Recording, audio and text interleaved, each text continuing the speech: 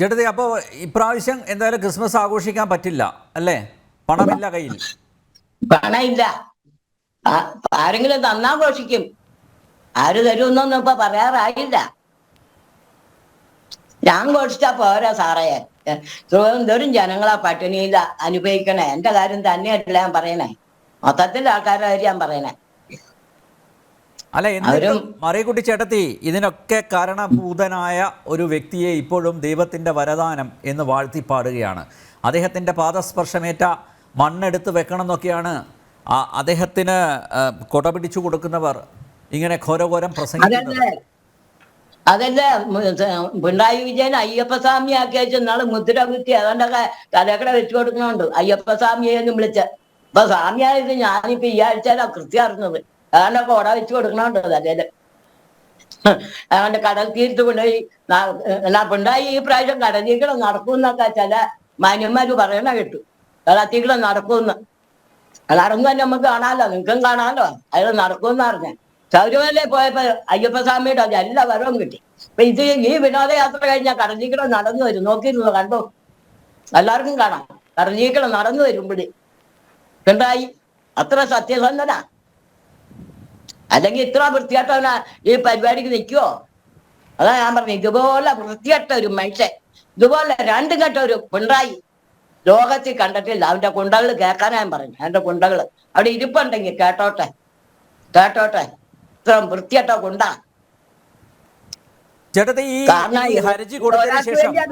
ജനക്ക് എല്ലാത്തിനും വേണ്ടി ഞാൻ പറയണേ. ഞങ്ങളുടെ ക്രിസ്മസ് ഞങ്ങൾ അവിടെ മുടക്കി കളയണേ. ഞങ്ങളുടെ തന്തയും തലയും മരിച്ചിട്ട് ഞങ്ങൾ മുടക്കിയില്ല. അപ്പൊ ഈ പിണറായി ഞങ്ങളുടെ ക്രിസ്മസ് മുടക്കുമ്പോ ഞങ്ങൾ എന്തെന്നാ പിണറായിനെ വിളിക്കണ്ടേ? പറ, ഞങ്ങൾ എന്തെന്ന് വിളിക്കണം? അതാ ഞാൻ ചോദിക്കണത്. കുഞ്ഞുമക്കളുള്ള വീടുകളൊക്കെ ഉണ്ട്. അതിന്റെ ആഗ്രഹമുണ്ട് ഒരു നേരത്തെ ആഹാരം കഴിക്കാൻ. പറഞ്ഞാൽ തെറ്റുണ്ടേ സാറ് പറ, ഞാൻ പറഞ്ഞാൽ തെറ്റ്. അല്ല ചേട്ടത്തി, ഈ ഹർജി കൊടുത്തതിന് ശേഷം CPM-കാരുടെ ഭീഷണി ഉണ്ടോ?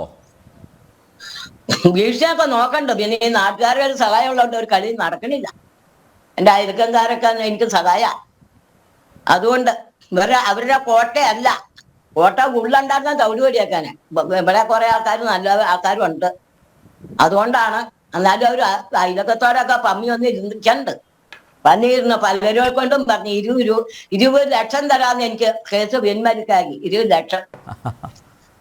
അതാ പത്രത്തിൽ കൊടുത്തതിന്റെ അതാ സ്ഥലത്തിന്റെ എന്റെ മോള് വിദേശാന്ന് പറഞ്ഞതിന്റെ 10 ലക്ഷം. അടിമാലി നടക്കണ കേസിന്റെ പിൻവലിച്ചാൽ എനിക്ക് 10 ലക്ഷം വീട്ടിൽ കൊണ്ട് തരാം. 10 അല്ല 20 ലക്ഷം. ഞാൻ പറഞ്ഞു 20 ലക്ഷം. ഇതൊക്കെ അവര് ആളെ വിട്ട് പറയണവരെ കൊണ്ടുകളെ കൊണ്ട് 10 വർഷമായി. ചേട്ടത്തി, നിയമപരമായിട്ടുള്ള പോരാട്ടം തുടരും അല്ലേ? പിന്നെ ഈ പെൻഷൻ കെട്ടാത്ത സകല ആൾക്കാരും ഞാനും ഒറ്റക്കെട്ട്. അത് മുന്നോട്ട് പോകാതെ പുറകോട്ട് പോകാൻ പറ്റിയല്ല. ഈ പെൻഷൻ കിട്ടാത്തവരെല്ലാവരും ഇറങ്ങും. CPM-കാരുണ്ട് എന്റെ കൂടെ. ഇപ്പൊ കൂടിയിട്ടുണ്ട്. ഒത്തിരി പേര് പിൻവലിച്ചിട്ടുണ്ട്. പിണറായി അങ്ങനെ അവരുടെ അപ്പടിയും കിട്ടുമെന്നാ. ഈ CPM-കാരും ഈ പട്ടിണി കിടന്നപ്പോ മാറിയിട്ടുണ്ട്. ഒത്തിരി പേര് മാറിയിട്ടുണ്ട്. ഒത്തിരി പേര് മാറിയിട്ടുണ്ട്. അവരെ എന്റെ കൂടെ അധികം വന്നെ. അമിത് ചെയ്ത നല്ലതെന്ന് പറഞ്ഞാൽ CPM-ന്ന് പിരിഞ്ഞു വന്നവരെ ഇപ്പൊ പറയണേ. അങ്ങനെ എന്റെ ആഗ്രഹം. അങ്ങനെ പിരിഞ്ഞു പോട്ടെ. ഇത്ര കൊള്ളക്കാരന്റെ കൂടിന്ന് കൂട്ടത്തിന്ന്. ഈ കൊള്ളക്കാരന്റെ കൂടെ ആരും നിൽക്കരുന്ന ഞാൻ പറയണേ, ഒരാളും. അത് എന്റെ ആഗ്രഹം. കാരണം തന്നെ ഞങ്ങളെ പട്ടിണിയാക്കിയുള്ള വിഷമം കൊണ്ടാ പറയണേ. പട്ടിണി വലഞ്ഞിട്ടാ പറയണ. അല്ല ചുമ്മാ പറയാൻ വേറെ വൈരാഗ്യമൊന്നുമില്ല. വലഞ്ഞു. ഞങ്ങളെ തൊലച്ചിട്ടാ പറയണേ. തൊലയാൻ ഇനി വേറെ ഒന്നുമില്ല. ഒരു കടയിൽ പോയി ഒരു മാവേലി പോയി ഇച്ചിരി അരി മേടിക്കാനൊന്നും അതുമില്ല. റേഷൻ കടയിൽ പോയി അതുമില്ല. പിന്നെ ഞങ്ങൾ എന്ത് ചെയ്യാൻ? ഞങ്ങൾ പിന്നെ ഇങ്ങനെ പറയാതെ ഇരിക്കണേ എങ്ങനെയാ? സാറ് പറഞ്ഞാൽ മതി. അത് പറയാതിരിക്കണ എങ്ങനെയാ? ആളെപ്പോ കൊണ്ട് പറയിപ്പിക്കണതാ. പിണ്ടായി ചെവിയാലും ഒക്കെ കേട്ടെ. കാരണം അവൻ ആദ്യം ചക്കയിട്ട് മൊയ്ലിയാ തെന്നി ചക്കയിട്ട മൊയ്ലിയാകിയതാ. കാരണം ഒത്തിരി പേരെ അവൻ പട്ടിണിയാക്കിയിട്ടുണ്ട്. അതിപ്പോ ഈ വിനോദയാത്രയുടെ ഗുണം എന്നാ കിട്ടിയ? ഒരു പട്ടിക്ക് പോലും ഗുണം കിട്ടാത്ത വിനോദയാത്ര. ഈ ജനങ്ങളെ പട്ടിണിയാക്കിയാച്ച്. ഒന്നാം തരം തിരുവോണത്തിന്റെ അന്ന് റിയാസ് അവനെ ഊഞ്ഞാലടിക്കുകയല്ല. റിയാസ് ആ കാക്ക റിയാസ് ഊഞ്ഞാലടിക്കുകയാണ് ഈ പിണറായിനെ. അങ്ങനെയല്ല എനിക്ക് പറയാനൊക്കെ അല്ല. റിയാസ് മന്ത്രിയാണോ കുന്ത്രിയാണോ എന്ന് എനിക്കറിയാൻ പാടില്ല. അത് പിണറായിക്ക് അറിയാവുള്ളൂ, എനിക്കതൊന്നും അറിയില്ല. ഞാൻ ഈ ടി വി കണ്ടിട്ട് പറയണ റിയാസിനെ. അല്ല, ഇങ്ങനെ ടെലിവിഷൻ ചാനലിലൂടെ അപമാനിച്ചു എന്ന് പറഞ്ഞ് ഇനി അടുത്ത കേസ് ഒരുപക്ഷെ വന്നേക്കാം. അത് സാരമില്ല, അത് ഉള്ള കാര്യമാണ്. ഞാൻ അയാൾ കുഞ്ഞാൽ ആടിച്ചാണല്ലോ ഞങ്ങളെ പട്ടിണിയാക്കിയതല്ലേ.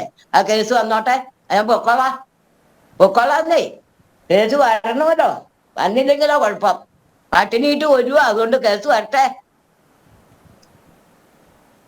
അതാ വരാൻ തന്നെയാ പറയണേ, കേസ് വന്ന. അല്ലെങ്കിലല്ലേ എനിക്ക് കയറി ഈ പട്ടിണി കിടന്നതിന്റെ കാര്യം പറയാൻ പറ്റുള്ളൂ. പിണ്ടായുടെ പോലീസിന്റെ അടുത്ത് പറഞ്ഞാൽ അവൻ തല വലിയ പൊട്ടിക്കും. ഞങ്ങൾക്ക് കോടതിയെ വിശ്വാസമുള്ളൂ. കോടതി പറയും, കോടതിയിൽ. യെസ് ചേട്ടത്തി, എന്തായാലും വളരെയധികം നന്ദി, ഇത്രയും സമയം പ്രതികരിച്ചതിന് വളരെയധികം നന്ദി. യെസ് ജോർജ് സാറേ, എന്ത് കൃത്യമായിട്ടുള്ള പ്രതികരണമാണ്, നിരീക്ഷണമാണ് അവരുടെ ഭാഗത്തുനിന്ന് ഉണ്ടായിട്ടുള്ളത്? മറിയക്കുട്ടി ചേട്ടത്തിയുടെ അരിശം തീരുന്നില്ല. ഇന്ന് നോക്കൂ, കോടതിയിൽ ഈ മറിയക്കുട്ടി ചേട്ടത്തി ഉൾപ്പെടെയുള്ളവർക്ക് വിധവാ പെൻഷൻ കൊടുക്കാൻ പണമില്ലെന്ന് പറഞ്ഞ സർക്കാർ അഭിഭാഷകൻ വീണ്ടും പറഞ്ഞിരിക്കുകയാണ് മറിയക്കുട്ടി ചേട്ടത്തിയുടെ കയ്യിൽ പണമുണ്ട് എന്ന്. അവരെ അപമാനിക്കാൻ കൂടിയാണ് ഇന്ന് ആ വേദി ഉപയോഗിച്ചത്. അനിലെ, അവരെ സംബന്ധിച്ചിടത്തോളം അവർ പറയുന്ന ഇത്രയും മൂർച്ചയേറിയ, വളരെ സമചിത്തതയോടുകൂടെ, കാര്യശേഷിയോടുകൂടെ പറയുന്ന ശബ്ദം അല്ലെങ്കിൽ വാക്യങ്ങളെല്ലാം ഈ നമ്മുടെ കേരളത്തിലെ ജനലക്ഷങ്ങളുടെ ശബ്ദമാണ് എന്ന കാര്യത്തിൽ യാതൊരു തർക്കവുമില്ല. അവർ പറയുന്നത് അവരുടേതായിട്ടുള്ള ശൈലിയിലും നാടൻ ഭാഷയിലുമാണെങ്കിൽ പോലും ആ വരികളിലും വരികൾക്കിടയിലും നമ്മൾ അർത്ഥം ധാരാളം വായിച്ചെടുക്കേണ്ടതായിട്ടുണ്ട്. അതുകൊണ്ടാണല്ലോ ബഹുമാനപ്പെട്ട ഹൈക്കോടതി പോലും അവർക്ക് അർഹിക്കുന്നതിനേക്കാൾ അപ്പുറമായ ആദരവ് നൽകിക്കൊണ്ടാണല്ലോ അവരോട് ഇടപെട്ടുകൊണ്ടിരിക്കുന്നത്. അത് നമ്മൾ കാണുകയും ചെയ്യുന്നു. ഒരു പരിധി അപ്പുറം കടന്നാണല്ലോ ബഹുമാനപ്പെട്ട ഹൈക്കോടതി അവരെ വിശേഷിപ്പിച്ചത്. മറിയക്കുട്ടി ചേട്ടത്തിയാണ് VIP എന്ന്. ഒരു ഹൈക്കോടതിയിൽ നിന്നൊക്കെ ആ തരത്തിലൊരു നിരീക്ഷണം വരുമ്പോൾ അതിൻ്റെ നർമ്മത്തേക്കാൾ ഉപരിയായി അതിൻ്റെ ഗൗരവം നമ്മൾ കണക്കിലെടുക്കണമെന്ന കാര്യത്തിൽ യാതൊരു തർക്കവുമില്ല. ഞാൻ വളരെ സൂക്ഷ്മതയോടുകൂടെ അവരുടെ വാക്യങ്ങൾ ശ്രദ്ധിക്കുകയായിരുന്നു. ഒരുപക്ഷെ അനിലിനെ പോലെയോ അല്ലെ എന്നെ പോലെയോ ഒന്നും വിദ്യാഭ്യാസം നേടാൻ ഭാഗ്യം ലഭിച്ച ഒരു സ്ത്രീ അല്ലെങ്കിൽ പോലും ഇവിടുത്തെ വിദ്യാസമ്പന്നരെക്കാളും അതല്ല എങ്കിൽ ഇപ്പോൾ ഉന്നത സ്ഥാനീയരായിട്ടുള്ള പലരെക്കാളും എത്രയോ പ്രാഗൽഭ്യത്തോടും അടുക്കോടും ചിട്ടയോടും കൂടെയാണ് അവരുടെ ജീവിതഗന്ധിയായിട്ടുള്ള കാര്യങ്ങൾ പൊതുസമൂഹത്തോട് പറഞ്ഞുകൊണ്ടിരിക്കുന്നത്. ഒരർത്ഥത്തിൽ പറഞ്ഞാൽ എന്നെ പോലെയുള്ള ആളുകളെ അത്ഭുതപ്പെടുത്തുന്നു എന്ന് പറയാതിരിക്കാൻ നിവർത്തിയില്ല. അത് പറയുമ്പോൾ കൂട്ടി വായിക്കേണ്ട ഒരു കാര്യം, അവർ ഹൃദയസ്പർശിയായിട്ടാണ് സംസാരിക്കുന്നത്. അവരെക്കുറിച്ച് ആക്ഷേപങ്ങൾ എന്തെല്ലാം നിരന്തരമായി ഉണ്ടായിക്കൊണ്ടിരുന്നിട്ട് പോലും അവരുടെ ധാർമ്മിക ശക്തി നഷ്ടപ്പെട്ടില്ല എന്നുള്ളത് അവരുടെ ഓരോ വാക്യവും പ്രതിബിംബിക്കുന്നുണ്ട്. കാരണം അവരുടെ അനുഭവത്തിൽ നിന്നാണ് അവർ പറഞ്ഞുകൊണ്ടിരിക്കുന്നത്. അവർക്ക് മരുന്ന് വാങ്ങിക്കാൻ പണമില്ല, അവർക്ക് 3 നേരം ഭക്ഷണം കഴിക്കാൻ യാതൊരു നിവർത്തിയുമില്ല. അവരുടെ മക്കളൊക്കെ വിദേശ രാജ്യത്താണ്, അവർക്ക് 14 15 ഏക്കർ ഭൂമിയുണ്ട് എന്നൊക്കെ തുടക്കത്തിൽ ഈ ആളുകൾ, ഈ സൈബർ പോരാളികളൊക്കെ പറഞ്ഞ് പ്രചരിപ്പിച്ചപ്പോൾ അതെല്ലാം അടിസ്ഥാനരഹിതമാണ് എന്ന് പറഞ്ഞ് പൊളിഞ്ഞപ്പോൾ ഇവരെല്ലാം ഒളിച്ചോടി ഏത് മാളത്തിൽ ഇപ്പോൾ ഒളിച്ചിരിക്കുന്നു എന്നതിനെ സംബന്ധിച്ച് പോലും നിർണയമില്ല. എപ്പോഴാണല്ലോ വീണ്ടും വീണ്ടും ഇപ്പോൾ പറയുന്നത് അവരുടെ കയ്യിൽ പണമുണ്ട് എന്ന് കോടതിയിൽ സർക്കാരിൻ്റെ അഭിഭാഷക പോലും പറയുകയാണ്. അപ്പോൾ ഈ സർക്കാരിൻ്റെ അഭിഭാഷകരോ അല്ലെങ്കിൽ പ്രോസിക്യൂഷൻ്റെ ഭാഗത്തു നിന്നോ പറയുന്നവരെല്ലാം പാർട്ടി ഓഫീസിൽ നിന്ന് കൊടുക്കുന്ന തുണ്ടുകളോ അല്ലെങ്കിൽ നമ്മളൊക്കെ സാധാരണ ചർച്ചയിൽ പറയുന്ന ക്യാപ്സ്യൂളുകളോ ഉപയോഗിച്ചുകൊണ്ടാണ് വാദിക്കുന്നത് എന്നുള്ളത് ഇതിനപ്പുറം തെളിവൊന്നുമില്ലല്ലോ. അവർ വളരെ ചങ്കൂറ്റത്തോടു കൂടെ പറഞ്ഞില്ലേ, അനിൽ നമ്പ്യാർ കേട്ടല്ലോ, ഞാനും കേട്ടു, ബഹുമാനപ്പെട്ട മുഖ്യമന്ത്രിയുടെ കയ്യിൽ ധാരാളം ഉന്നത ഉദ്യോഗസ്ഥന്മാരുണ്ടല്ലോ, ആ ഉദ്യോഗസ്ഥരെ വിട്ട് എൻ്റെ നിക്ഷേപം എത്രയുണ്ട് എന്ന് അന്വേഷിക്കട്ടെ, എൻ്റെ പണം എത്രയുണ്ടെന്ന് അന്വേഷിക്കട്ടെ, എൻ്റെ മക്കൾ എവിടെയാണ് എന്ന് അന്വേഷിക്കട്ടെ, എൻ്റെ വസ്തുവിൻ്റെ അളവ് അവരന്വേഷിക്കട്ടെ എന്നൊക്കെ അവർ ആർജവത്തോടുകൂടെ പറയുമ്പോൾ ഈ പറയുന്ന ആരോപണം ഉന്നയിച്ചവരോ അല്ലെങ്കിൽ കോടതിയിൽ തൊടുന്യായങ്ങൾ ഈ പറയുന്ന രീതിയിൽ അവതരിപ്പിച്ചവരോ ലജ്ജ കൊണ്ട് തല താഴ്ത്തേണ്ട ഒരവസ്ഥയല്ലേ ഉണ്ടായിരിക്കുന്നത്? ഇവിടെ അവർ ചോദിക്കുന്നതായ ഒരു ചോദ്യത്തിനും വ്യക്തമായ മറുപടികൾ ഇവിടെ നേരത്തെ അനിൽ നമ്പ്യാർ സൂചിപ്പിച്ചതുപോലെ ബഹുമാനപ്പെട്ട പിണറായി വിജയന്റെ പാദസ്പർശമേർക്കുമ്പോൾ പുണ്യഭൂമിയാകുന്ന ഈ കേരളത്തെക്കുറിച്ച് സ്വപ്നം കാണുകയും ഇത് ഈശ്വരൻ്റെ മറ്റൊരു അവതാരമാണ് എന്ന് വാഴ്ത്തിപ്പാടുന്നതായിട്ടുള്ള കമ്പമേളക്കാരുടെ പ്രസ്താവനകൾ കാണുമ്പോൾ അതൊക്കെ എത്രമാത്രം ഇതിൻ്റെ മുൻപിൽ നിശ്ചലമായി പോകുന്നു, നിർജീവമായി പോകുന്നു, അപഹാസ്യമായി പോകുന്നു, അപലപനീയമായി പോകുന്നു എന്ന് ജനം തിരിച്ചറിഞ്ഞുകൊണ്ടിരിക്കുകയാണ്. എന്നിട്ടും ഇവർ പഠിക്കുന്നില്ല എന്നുണ്ടെങ്കിൽ താമസിയാതെ ഇവർക്കിതിനേക്കാൾ കൂടുതലായിട്ടുള്ള തർജ്ജനങ്ങൾ ബഹുമാനപ്പെട്ട നീതിപീഠങ്ങളിൽ നിന്നുണ്ടാകും എന്ന കാര്യത്തെക്കുറിച്ച് യാതൊരു സംശയവുമില്ല. ഇവിടെ ഏതെങ്കിലും ഒരു കാര്യത്തിൽ വസ്തുനിഷ്ഠമായി ഈ പറയുന്ന സർക്കാരിൻ്റെ അഭിഭാഷകയ്ക്കോ അല്ലെങ്കിൽ സർക്കാരിൻ്റെ ഭാഗം വാദിക്കുന്നവർക്കോ സർക്കാരിലെ ഉദ്യോഗസ്ഥർ പറയാൻ കഴിഞ്ഞിട്ടുണ്ടോ? നമ്മൾ ആവർത്തിച്ച് കണ്ടതല്ലേ അനിലെ, സർക്കാരിൻ്റെ ഉന്നതന്മാരായ ഉദ്യോഗസ്ഥന്മാർ കോടതിയുടെ മുൻപിൽ ചെന്ന് പഞ്ചപുച്ഛമടക്കിയിട്ട് ദാ ഇവിടെ സാമ്പത്തിക അടിയന്തരാവസ്ഥയുടെ ഒരു കാലഘട്ടത്തിൽ എത്തി നിൽക്കുകയാണ്. ട്രഷറിയിൽ പണമില്ല, ആളുകൾക്ക് കൊടുക്കാൻ പെൻഷൻ കൊടുക്കാൻ പണമില്ല, ട്രഷറി മുഴുവൻ അടച്ചുപൂട്ടേണ്ടതായ ഒരവസ്ഥയാണ്, സാമ്പത്തിക അടിയന്തരാവസ്ഥ പ്രഖ്യാപിക്കേണ്ട അവസ്ഥയാണ് എന്നെല്ലാം പച്ചയായി പൊതുസമൂഹം കേൾക്കത്തക്ക രീതിയിൽ പറഞ്ഞപ്പോൾ ഇവർ യഥാർത്ഥത്തിൽ മലർന്നു കിടന്ന് തുപ്പുകയല്ലേ ചെയ്തത്? അവരോട് യഥാർത്ഥത്തിൽ പൊതുസമൂഹം ചോദിക്കേണ്ടത് നിങ്ങളെ കൊണ്ട് ഇത് പറയാനാണ് നിങ്ങൾ പോകുന്നതെങ്കിൽ ഒരു നിമിഷം വൈകാതെ നിങ്ങൾ ഇരിക്കുന്ന സ്ഥാനത്ത് നിന്ന് ഇറങ്ങിപ്പോകണം. നിങ്ങൾക്ക് ആ സ്ഥാനത്തിരിക്കാൻ യോഗ്യതയില്ല. നിങ്ങളുടെ കയ്യിൽ ഈ സംസ്ഥാനത്തിൻ്റെ ഭരണം ഏൽപ്പിച്ചത് ഇവിടുത്തെ ജനങ്ങളുടെ സംരക്ഷണം ഉറപ്പുവരുത്തുന്നതിന് വേണ്ടിയാണ്, അവർക്ക് ആഹാരം കൊടുക്കുന്നതിന് വേണ്ടിയാണ്, അർഹരായിട്ടുള്ള ആളുകൾക്ക് പെൻഷൻ കൊടുക്കുന്നതിന് വേണ്ടിയാണ്, രോഗികൾക്ക് സഹായമായി മരുന്നും മറ്റ് സൗകര്യങ്ങളും കൊടുക്കുന്നതിന് വേണ്ടിയാണ് നിങ്ങളെ അധികാരത്തിലേറ്റിയത്. അതുപോലെ ഉദ്യോഗസ്ഥന്മാരെ 4-5 ലക്ഷം രൂപ ശമ്പളം കൊടുത്ത് ഓരോ സ്ഥാനത്താക്കിയിരിക്കുന്നത് അവരുടെ വീട്ടിൽ കൊണ്ടുപോയി ഈ പറയുന്ന ഉല്ലാസയാത്ര നടത്തുന്നതിനും അല്ലെന്നുണ്ടെങ്കിൽ അവരുടെ സ്വന്തം കാര്യങ്ങൾക്ക് വേണ്ടിയല്ല, ജനങ്ങളുടെ നന്മ ഉറപ്പുവരുത്തുന്നതിനും ജനങ്ങളുടെ ക്ഷേമം ഉറപ്പുവരുത്തുന്നതിനുമാണ് എന്ന് അവർ സമ്മതിക്കേണ്ടതായിട്ട് വരും. അനിലെ, ഇപ്പോൾ നമ്മൾ ഏറ്റവും ഒടുവിൽ കേട്ട ഒരു വാർത്ത കണ്ടില്ലേ? തൃശ്ശൂരിൽ ഈ പറയുന്ന ഈ ക്രിസ്മസ് ബസാറ് തുറക്കാനായി പോയ ബഹുമാനപ്പെട്ട തൃശ്ശൂർ മേയറും അവിടുത്തെ MLA-യും ജനരോഷം ഭയന്നുകൊണ്ട് അവർ വന്നതിനേക്കാൾ വേഗത്തിൽ മടങ്ങിപ്പോകേണ്ട ഒരു സാഹചര്യം വന്നു. എന്തൊരു അപഹാസ്യമായിട്ടുള്ള ഒരു നിലപാടാണ്. സാധാരണക്കാരന് അല്പം വില ആശ്വാസത്തിൽ കിട്ടുമെന്ന് കരുതിപ്പോയ പാവപ്പെട്ട വീട്ടമ്മമാർ പ്രകടിപ്പിച്ച വികാരം ഞാനും അനിൽ നമ്പ്യാരും കണ്ടതല്ലേ? എന്തിനാണ് ഇവർ 5 സ്റ്റാർ ബ്രേക്ക്ഫാസ്റ്റും കഴിച്ചുകൊണ്ട് നാട്ടിലെ പ്രമുഖന്മാരായി ഈ നാട് ചുറ്റി സഞ്ചരിക്കുന്നത് ആർക്ക് വേണ്ടിയാണെന്നുള്ളതിൻ്റെ ഉത്തരം ഇന്നല്ലെങ്കിൽ അവർ നാളെ പറയേണ്ടി വരും. 35 ദിവസമായി ഈ തലസ്ഥാനം വിട്ടിട്ട് ഈ മന്ത്രി പുങ്കവന്മാർ എന്ന് പറയാതിരിക്കാൻ നിവർത്തിയില്ല. എത്ര നിരുത്തരവാദപരമായിട്ടാണ് അവർ പെരുമാറുന്നത്. ഇത് ഭരണഘടനയുടെ നഗ്നമായ ലംഘനമല്ലേ? അവർക്ക് ഭരിക്കാനായിട്ട് ഉത്തരവാദപ്പെട്ട സ്ഥാനങ്ങളിൽ ഇരുന്നു കൊണ്ട് അവർ വേണ്ടതായ രീതിയിൽ ഭരണം നിയന്ത്രിക്കുവാൻ കഴിയാതെ ഈ തരത്തിൽ ഉല്ലാസയാത്ര നടത്തുന്നത് നഗ്നമായ ഭരണഘടനാ ലംഘനമാണ്, സത്യപ്രതിജ്ഞാ ലംഘനമാണ് എന്നുകൂടെ അവർ തിരിച്ചറിയുന്ന കാലം വൈകുകയില്ല എന്നുകൂടെയാണ് എനിക്ക് പറയാനായിട്ട് ആഗ്രഹം. അതുകൊണ്ട് അനിലെ, ഈ പറയുന്നതായിട്ടുള്ള മറിയ ചേച്ചി എന്റെയും അനിൽ നമ്പ്യാരുടെയും പ്രതീകമായി നിന്നുകൊണ്ട് സംസാരിക്കുമ്പോൾ അത് കേട്ടിട്ട് ബധിരകർണങ്ങളിലാണ് അത് പതിക്കുന്നതെങ്കിൽ കാലം ഇവർക്ക് മാപ്പ് കൊടുക്കുകയില്ല എന്ന കാര്യത്തിൽ യാതൊരു സംശയവുമില്ല. ശ്രീ പാണ്ഡ്യാല ഷാജി, ഇപ്പോഴും പറയുന്നത് ഈ പാവപ്പെട്ടവരുടെയും അധസ്ഥിതരുടെയും അതുപോലെ അരികുവൽക്കരിക്കപ്പെട്ടവരുടെയും ഒക്കെ പാർട്ടി എന്നാണ്. പക്ഷേ ഇത് പറച്ചിൽ മാത്രമല്ലേ, ഇവിടെ ഈ സാമൂഹികക്ഷേമ പെൻഷൻ പോലും വിതരണം ചെയ്യാൻ സാധിക്കുന്നില്ല, കുടിശ്ശിക വരുത്തിയിരിക്കുകയാണ്. അതിനായിട്ട് കോടതിയെ സമീപിക്കേണ്ട ഗതികേടിലാണ് മറിയക്കുട്ടി ചേട്ടത്തിയെ പോലുള്ള. മറിയക്കുട്ടി ചേട്ടത്തി എന്ത് അപ്ഡേറ്റഡ് ആണ് നോക്കൂ. ഏറ്റവും ഡൽഹിയിലെ കേരള സർക്കാരിൻ്റെ പ്രതിനിധിയായിട്ടുള്ള KV തോമസിന് കഴിഞ്ഞ ദിവസം കൊടുത്ത പണം അതുപോലും അവർ ഇവിടെ എടുത്തു കാണിച്ചു. ആരും അവരെ പഠിപ്പിച്ചു കൊടുക്കുന്നതല്ല, ക്ലാസ് എടുത്തു കൊടുക്കുന്നതല്ല, കൃത്യമായി നിരീക്ഷിക്കുന്നു അവർ കാര്യങ്ങൾ. സ്വന്തം അനുഭവത്തിൽ നിന്ന് ആ വ്യഥകൾ അവർ തുറന്നു പറയുന്നു. അതുകൊണ്ടല്ലേ ആ വാക്കുകൾ ഇത്രയും മൂർച്ചയുള്ളതായിട്ട് മാറുന്നത്. അത് മനസ്സിലാക്കണമെങ്കിൽ നിങ്ങൾ ജനങ്ങളുടെ ഭാഗമാവണം.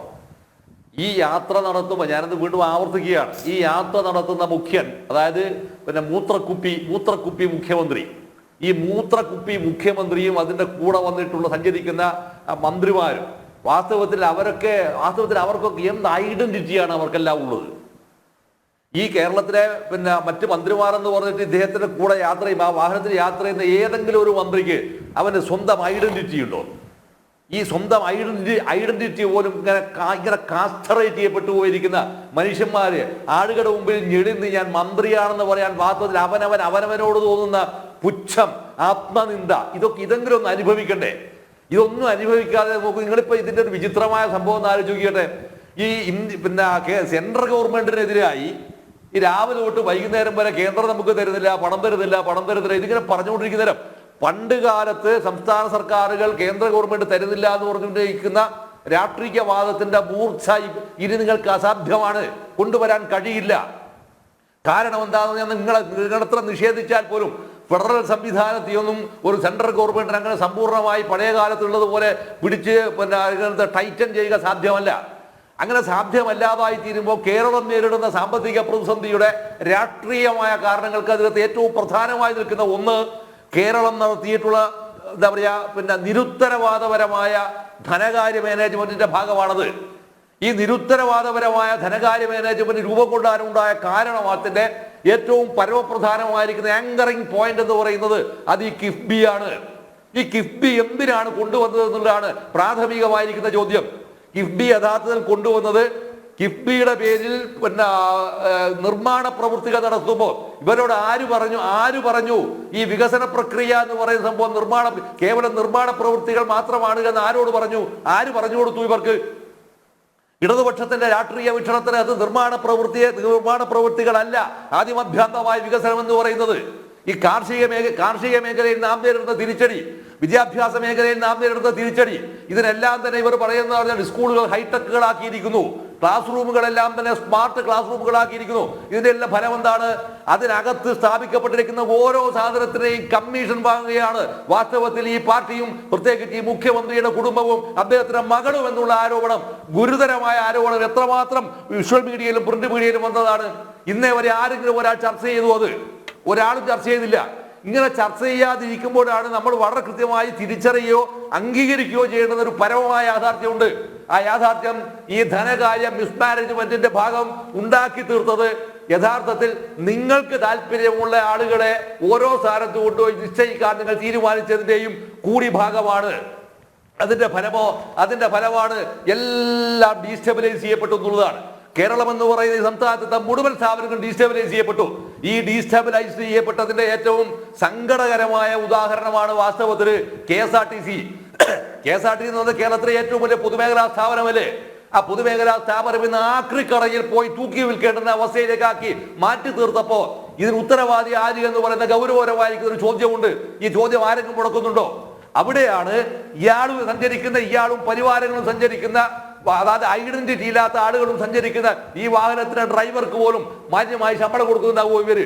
ഇതുപോലും കൊടുക്കാൻ കഴിയാത്തൊരവസ്ഥയിലേക്ക് പൊതുമേഖലയെ തമ്പോറാക്കി വെക്കുമ്പോഴാണ് നമ്മൾ പഴയ ഇടതുപക്ഷത്തിന്റെ പഴയ എന്താ പറയുക ബഡായിയുമായി ഇപ്പോഴും രംഗത്ത് വരുന്നത്. ആ ബഡായി ആണ് ഇവർക്ക് എല്ലാം പൊതുമേഖലയാക്കുന്നത്. പൊതുമേഖല എന്ന് പറഞ്ഞാൽ വാസ്തവത്തിൽ എന്തായി തീരുകയാണ് ശരിക്കത്? അത് സ്റ്റേറ്റ് ക്യാപിറ്റലിസമായി മാറുകയാണ് ചെയ്യുന്നത്. State capitalism. ഈ സ്റ്റേറ്റ് ക്യാപിറ്റലിസം ഉണ്ടാക്കി തീർത്തതിന്റെ ദുരന്തമാണ് വാസ്തവത്തിൽ എന്തുകൊണ്ട് സംഭവിച്ചതോ? നമ്മുടെ കേരളത്തിലെ മൊത്തം വിദ്യാഭ്യാസ മേഖലയും അതിനകത്ത് ഏറ്റവും പ്രധാനപ്പെട്ട യൂണിവേഴ്സിറ്റികളും ഇങ്ങനെ നിരാലംബമായി തീർന്നതും ഇതേ ഈ സ്റ്റേറ്റ് ക്യാപിറ്റലിസത്തിന്റെ ഭാഗമായി വന്നിരിക്കുന്ന അനാവശ്യമായിരിക്കുന്ന കേന്ദ്രീകരണത്തിന്റെ ഭാഗമാണത്. അങ്ങനെ കേന്ദ്രീകരണത്തിന്റെ ഭാഗവും കൂടിയായി തീർന്നപ്പോൾ ഈ സംസ്ഥാനത്തിന് എന്താ വാദത്തിലുള്ളത്? ഈ കേരളം വിദ്യാഭ്യാസത്തിന് ഹബ്ബാക്കുമെന്ന് പ്രഖ്യാപിച്ചിരിക്കുന്ന ഒരു ആളും കൂടി ഉണ്ടല്ലോ മുഖ്യമന്ത്രിക്ക് പുറമെ. ഈ കേരളത്തിലെ ഒരു മന്ത്രി കൂടി ഉണ്ടല്ലോ. ആ മന്ത്രി ഇതിനു വേണ്ടി ചെലവഴിച്ചിരിക്കുന്ന പണം എത്രയാണ്? നിങ്ങൾ വാസ്തവത്തിൽ ഈ കിഫ്ബി ഉപയോഗിച്ച് 1 ലക്ഷം കോടി ഉറുപ്പികൾക്ക് ഉണ്ടാക്കിയിരിക്കുന്ന നിർമ്മാണ പ്രവൃത്തികൾ നടത്തി ഇതെല്ലാം ഇവിടുത്തെ ഇൻവെസ്റ്റ്മെന്റ് ആണെന്ന് പറയുമ്പോൾ ഞാൻ വെല്ലുവിളിക്കുകയാണ് വാസ്തവത്തിൽ. എന്താണെന്നറിയോ? ഇതിന്റെ മേലെ നമ്മുടെ ഈ കേരളത്തിന്റെ സമ്പദ്ഘടനയ്ക്ക് വന്നിരിക്കുന്ന റിട്ടേൺസ് എത്രയാണ് എന്ന് ഈ മുഖ്യമന്ത്രിക്കും ഈ ധനകാര്യമന്ത്രിക്കും പബ്ലിക്കിനോട് പറയാനുള്ള ധൈര്യമുണ്ടോ? ഇല്ല, ഉണ്ടാവാതിരിക്കാനുള്ള കാരണം എന്താണ്? ഇതിന് ഒരു റിട്ടേൺസും ഇല്ല. റിട്ടേൺസ് ഇല്ലാത്ത മേഖലയിൽ കൊണ്ടുപോയി നിങ്ങൾ പണം നിങ്ങൾ ഈ കൺസ്ട്രക്ഷൻ വർക്ക് നടത്തിയപ്പോൾ സത്യത്തിൽ സംഭവിച്ചത് എന്താണ്? വിത്തെടുത്ത് കുത്തി എന്ന് മാത്രമല്ല, നാളെ വരാനിരിക്കുന്ന ഒരു കടഭാരം കൂടി ഈ കേരളത്തിലെ മുഴുവൻ ജനങ്ങളുടെയും മുമ്പിൽ ഏൽപ്പിച്ചു വെച്ചു. അങ്ങനെ ഏൽപ്പിച്ചു വെച്ചപ്പോ നാളെ ഈ കേരളം വാസ്തവത്തിൽ ആർക്ക് വേണം? ഇവിടെയാണ് വാസ്തവത്തില് ഞാൻ മറ്റൊരു ചാനലിൽ പറഞ്ഞാണ്, കാലന് പോലും വേണ്ടാതിരിക്കുന്ന ഒരാളായി ഇയാൾ മാറുകയാണ് ചെയ്തത്. കാലന് പോലും ഇയാളെ വേണ്ട, കാലന് പോലും വേണ്ടാതിരിക്കുന്ന ഒരാളായി മാറിയപ്പോ കാലൻ ഭയപ്പെടുക എവിടെയാണെന്നറിയോ? ഇനി കാലനെങ്ങാനും ഇയാൾ കൂട്ടിപ്പോയെന്ന് വിചാരിക്കുക, ഒരു വാദത്തിന് വേണ്ടി നമ്മൾ പറയാ കൂട്ടിപ്പോയാൽ അവിടെയും ഈ കാലൻ എന്ത് ചെയ്യും? ഇയാൾ കാലന്റെ അടുത്ത് കമ്മീഷൻ വാങ്ങിക്കും. കാലന്റെ അടുത്ത് കമ്മീഷൻ വാങ്ങിച്ചത് മക്കൾക്ക് കൊടുക്കാനുള്ള സംവിധാനം മാത്രം ഉണ്ടാക്കി നിൽക്കുന്ന അവസ്ഥ വരുമ്പോ മറിയക്കുട്ടി ചേച്ചിയുടെ സങ്കടം ഇദ്ദേഹത്തിന് ഒരു വിഷയമേ അല്ല. ഈ വിഷയമല്ലാത്തത് കൊണ്ടാണ്. നിങ്ങളൊന്ന് ആലോചിച്ച് നോക്കിയാട്ടെ, ഈ യാത്രയുടെ അന്ത്യയാത്രയാണ് കേട്ടോ. ഈ അന്ത്യയാത്രയിലേക്ക് ഇത് കടക്കുമ്പോ ഇത് അതിന്റെ സർവ്വ ജനാധിപത്യ വിരുദ്ധ സ്വഭാവതയും സംഹാര താണ്ഡവമാടിയിട്ടാണ് ഈ സംഹാരതാണ്ഡവമാടിയാണ് യാത്ര. ഈ സംഹാരതാണ്ഡവമാണ്. ഞാനിതിന് ഈ ജാഥ ആരംഭിക്കുന്ന ഘട്ടത്തിൽ ഇതേപോലെ തന്നെ ജനം ടിവിയുടെ ചർച്ചയിൽ പങ്കെടുത്തപ്പോൾ ഞാൻ പറഞ്ഞാണ്, ഈ ജാഥ വാർത്തയിൽ കോടതി നിരോധിക്കേണ്ടതാണ് എന്ന അഭിപ്രായ പ്രകടനം നടത്തിയ ഒരാളാണ് ഞാൻ. എന്തുകൊണ്ടാണെന്നറിയോ? ഇത് ഈ രീതിയിൽ മാത്രമേ പര്യവസാനിക്കുകയുള്ളൂ എന്ന് രാഷ്ട്രീയ ബുദ്ധി, സാമാന്യ ബുദ്ധി ഉള്ളത് കൊണ്ടാണ്. കാരണം ഇത് നയിക്കുന്നയാൾക്ക് എന്തില്ലാതെ ജനങ്ങളോട് ഒരു ഉത്തരവാദിത്വവും ജനങ്ങളോടില്ല. ജനങ്ങളോട് ഉത്തരവാദിത്വം ഉണ്ടായിരുന്നുവെങ്കിൽ ജനങ്ങൾ ചോദിച്ചിരിക്കുന്ന ഏതെങ്കിലും ഒരു ചോദ്യത്തിന് മറുപടി പറയണ്ടേ? മറുപടി പറഞ്ഞില്ല എന്ന് മാത്രമല്ല, അതിന് പകരം എന്താണ്? മറു ചോദ്യം ചോദിച്ച് അവരെ പരിഹസിക്കുകയാണ് ചെയ്തത്. ഈ പരിഹസിക്കുമ്പോഴാണ് ഈ നാട്ടിലുള്ള മുഴുവൻ ചെറുപ്പക്കാരെയും ആ തല്ലി ഒതുക്കി വരുമ്പോ ഇയാൾ പറയുന്ന ന്യായം എന്താ? ഇപ്പോ ഞാൻ കണ്ടിട്ടില്ല. ആദ്യഘട്ടത്തിൽ അദ്ദേഹം പറഞ്ഞത് എന്താണ്? ഞാൻ എന്റെ കൺമുന്നിൽ കാണുകയല്ലേ. ഇത് മുഴുവൻ തന്നെ വിഷ്വൽ മീഡിയയും പ്രിന്റ് മീഡിയയും മുമ്പിൽ ജീവിതഗന്ധിയായി സാധനം കിടക്കുകയല്ലേ. ഈ കിടക്കുന്നതാണ് ഇതുപോലെ കള്ളത്തരം മാത്രം ചെയ്ത് തിന്ന് കുടിച്ച് കൂത്താടി ധൂർത്തടിച്ച് ആളുകളെ പരിഹരിച്ച് കിടക്കുന്ന യാത്ര ചെയ്യുമ്പോൾ നിലവിളിക്കുകയാണ്, എവിടെ എന്റെ വിധവാ പെൻഷൻ? ഈ വാസ്തവത്തിൽ എന്താ പറയുക, എന്നെ പോലെ അങ്ങേയറ്റം ദുർബലമായ ആരോഗ്യമായി വാസ്തവത്തിൽ എന്ത് മാറി? കേരളത്തിലെ മുഴുവൻ സിവിൽ സപ്ലൈ സ്റ്റോറുകളും മാറിയില്ലേ? എന്നെ പോലെ ഒരു സാധനം വെറുതെ ഒരു അലമാരി മാത്രം എന്തെങ്കിലും ഒരു സാധനം അതിനകത്ത് മുഴുവൻ എലി കയറി ഇറങ്ങി കാണിപ്പോ. എലിയും അണ്ണാറക്കണ്ണനും പിന്നെ തെക്കോട്ട് വടക്കോട്ട് ഓടുന്ന സാധനം മാത്രമായി ഇതെല്ലാം മാറിക്കഴിഞ്ഞു. അപ്പൊ ഇങ്ങനെ മാറുമ്പോ പോലും നിങ്ങൾ ഇത് എന്താണ് വാസ്തവത്തിൽ സംഭവിക്കുന്നതെന്ന് അറിയണ്ടേ? എന്തുകൊണ്ടാണ് ഇത് സംഭവിച്ചതെന്ന് അറിയണ്ടേ? ഇത് പറയേണ്ടത് ആരാണ് വാസ്തവത്തില്? ഇത് പറയേണ്ടത് കേരളത്തിലെ ഇടതുപക്ഷ ജനാധിപത്യത്തിന്റെ മറ്റ് ബഹുജന പ്രസ്ഥാനങ്ങളാണ്. CPIM എന്ന് പറഞ്ഞൊരു പാർട്ടിക്ക് നിരവധി വർഗ ബഹുജന സംഘടനകളുണ്ടല്ലോ. ഈ വർഗ ബഹുജന സംഘടനകത്ത് ഏതെങ്കിലും ഒരാൾ അതിനകത്ത് തന്നെ ഒരു നേതാവ് നാവെടുത്ത് സംസാരിച്ചിരുന്നുവെങ്കിൽ ഇത്തരം ഒരു മഹാദുരന്തം ഈ കേരളത്തിലേക്ക് വരില്ല. അതിനകത്തുള്ള ഓരോ ആളുകളെയും അങ്ങേയറ്റം വിധേയത്വം പുലർത്തുന്ന ഈ തൊമ്മിമാർ മറുവാക്ക് പറയുമെന്ന് താങ്കൾ കരുതുന്നുണ്ടോ? അങ്ങനെ പിന്നെ ചങ്കുറപ്പുള്ള ഏതെങ്കിലും ഒരു നേതാവുണ്ടോ ഇടതുമുന്നണിയിൽ? മറുവാക്ക് അവർക്ക് പറയാനേ കഴിയില്ല. മറുവാക്ക് അവർ പറയില്ല. മറുവാക്ക് അവർ സംസാരിക്കാൻ മാത്രമില്ലാത്ത ആളുകളെ മാത്രമേ ഇയാൾ റിക്രൂട്ട് ചെയ്തിട്ടുള്ളൂ എന്നുള്ളതാണ്. ഇവിടെയാണ് ഞാൻ പറയുന്നത്, ഇയാൾ ഇത് മുഴുവൻ തന്നെ വളരെ കൃത്യമായി ആസൂത്രണം ചെയ്തിരിക്കുന്ന ഗൂഢപദ്ധതിയായിരുന്നു എന്നുള്ളതാണ്. കാരണം ഒന്നിനും കൊള്ളാത്ത ആളുകളെ അങ്ങനെ ആക്ഷേപിക്കുന്നത് ശരിയല്ല. പക്ഷേ പറ്റാവുന്നവരെ പോലും നിർവീര്യമാക്കി, അതായത് വീര്യമുള്ളവരെ മുഴുവൻ തന്നെ വിഷം തീണ്ടി നിർവീര്യമാക്കി അസ്തപ്രത്തരാക്കി മാറ്റിയിട്ടുള്ള ഒരു മന്ത്രിസഭയാക്കിയിട്ട് ഈ സംഭവത്തെ മാറ്റി തീർക്കുകയാണ് ഇത്.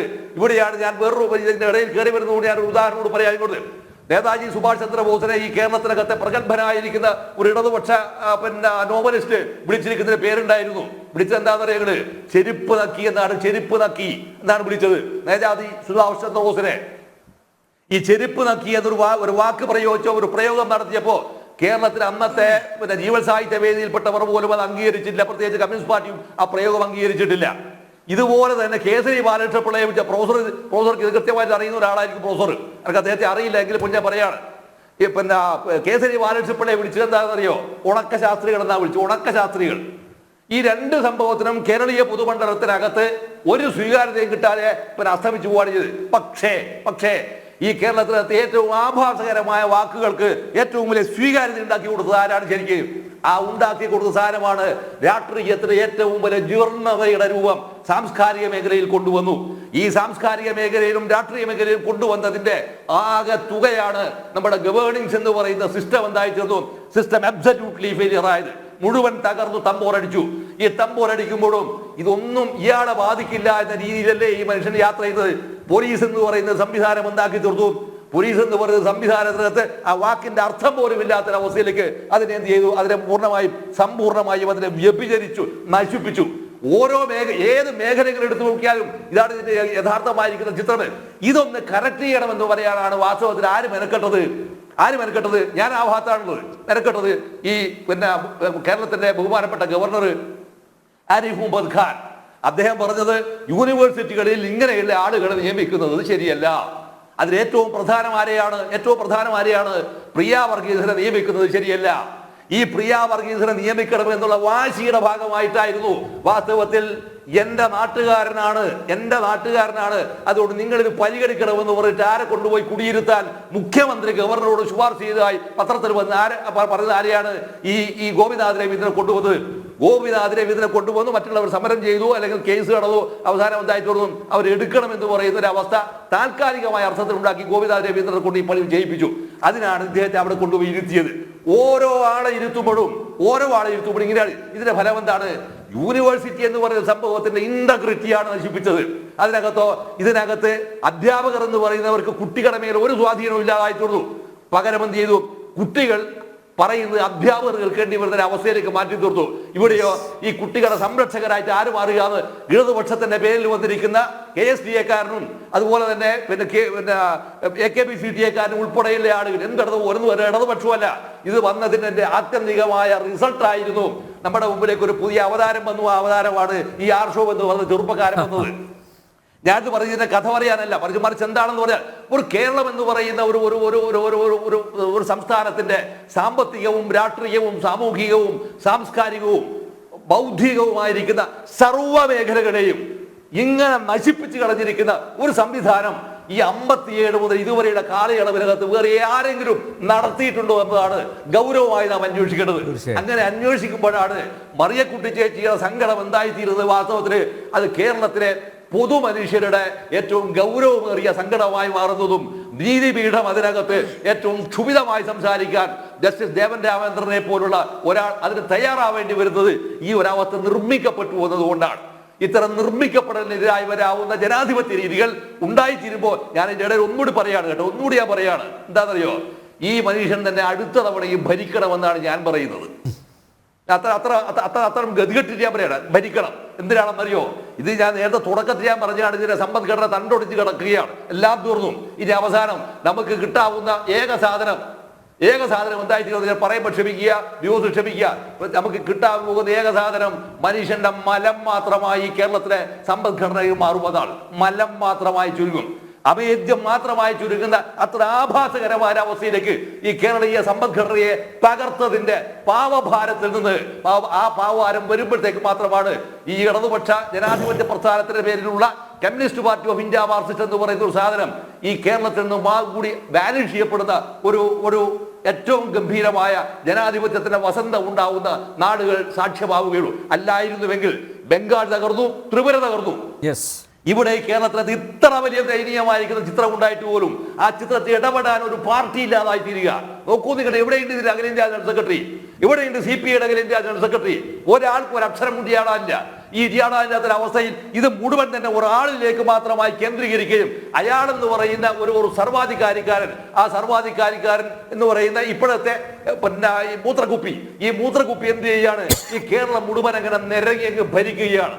വെഞ്ഞാറമൂളിലെ പോലീസ് സ്റ്റേഷനിലേക്ക് ആക്രമിച്ചതിന് പത്രക്കാർ ചോദിച്ചോ പറഞ്ഞ മറുപടി എന്താ? ഒറ്റ മറുപടിയാ പറഞ്ഞത്, അത് പോലീസുകാർ നോക്കിക്കൊള്ളൂ എന്നാണ്. നോക്കൂ, അതിനകത്ത് ദാർഢ്യം നിങ്ങൾ ആലോചിച്ച് നോക്കൂ. ആ ദാർഢ്യത്തിന്റെ ഭാഷ തന്നെയാണ് മറിയക്കുട്ടി ചേച്ചിയുടെ വിഷയം ബന്ധപ്പെട്ട് പറഞ്ഞത്. അവർക്ക് ഭൂമി ഉണ്ട് എന്ന് പറഞ്ഞ നുണ പറഞ്ഞു. ഇങ്ങനെ ഇയാളെ കുറിച്ച് എന്തെങ്കിലും പറഞ്ഞാൽ നുണയാണ് എന്ന് പ്രചരിപ്പിക്കുമ്പോൾ അവർക്കെതിരെ പറഞ്ഞിരിക്കുന്ന സാഹചര്യത്തിൽ പറയാൻ അവരെ മുമ്പിൽ ഒന്നുമില്ല. അവരൊരു പാവം പിടിച്ചാൽ സ്വാഭാവികമായി വളരെ സാധാരണക്കാരായിരിക്കുന്ന ഒരു സ്ത്രീയാണത്. ആ സ്ത്രീയെ ഇത്തരം സങ്കടപ്പെടുത്തുമ്പോൾ ആ സങ്കടം നിങ്ങളുടെ അധികാരത്തിന്റെ ഭാഗമാവുകയാണ് ഇത്.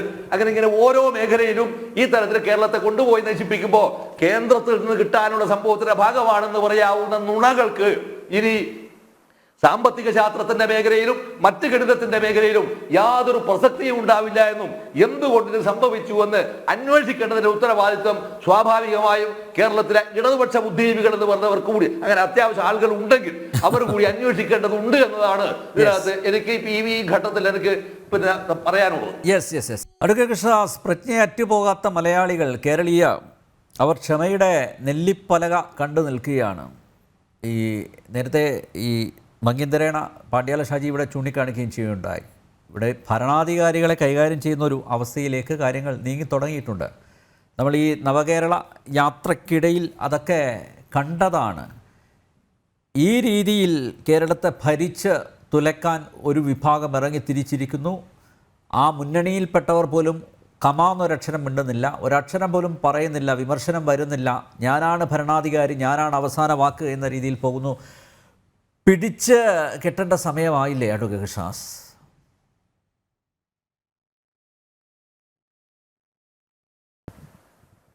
ശ്രീ അനിൽ, ഈ ഗവൺമെൻറ് നവകേരള യാത്രയുമായി കാസർഗോഡ് നിന്ന് പുറപ്പെടുമ്പോൾ കണ്ണൂരിലും കോഴിക്കോടുമെല്ലാം എത്തിയപ്പോൾ യുവജന സംഘടനകൾ പ്രതിഷേധവുമായി രംഗത്ത് വന്നു. പക്ഷേ ആ പ്രതിഷേധത്തെ അതിശക്തമായി പാർട്ടി ആളുകളെ ഉപയോഗിച്ചുകൊണ്ട്, യുവാക്കളായിട്ടുള്ള ക്രിമിനലുകളെ ഉപയോഗിച്ചുകൊണ്ട് അവരെയെല്ലാം അടിച്ചോടിക്കുകയും അടിച്ചമർത്തുകയും പോലീസിനെയും അതുപോലെ തന്നെ അവരുടെ കൂടെ യാത്ര ചെയ്യുന്ന അംഗങ്ങളെയും ഉപയോഗിച്ചുകൊണ്ട് അതിശക്തമായി അതിനെ നേരിടുന്ന സാഹചര്യമുണ്ടായി. അത് എറണാകുളം ജില്ലയിലേക്ക് എത്തിയപ്പോൾ പോലീസും അവരുടെ മുഖ്യമന്ത്രിയുടെ സുരക്ഷ ഒരുക്കുന്ന ഉദ്യോഗസ്ഥരും എന്നെല്ലാം പറഞ്ഞുകൊണ്ടുള്ള ഒരു വിഭാഗം ആളുകൾ അവർ ശക്തമായി ഈ സമരക്കാരെ നേരിടുന്ന സാഹചര്യമുണ്ടായി. പക്ഷേ കൊല്ലത്തേക്ക് എത്തിയപ്പോൾ നമ്മൾ കാണുന്നത് തിരിച്ചടിക്കുന്ന ഒരു യുവത്വത്തെയാണ് നമ്മൾ കാണുന്നത്.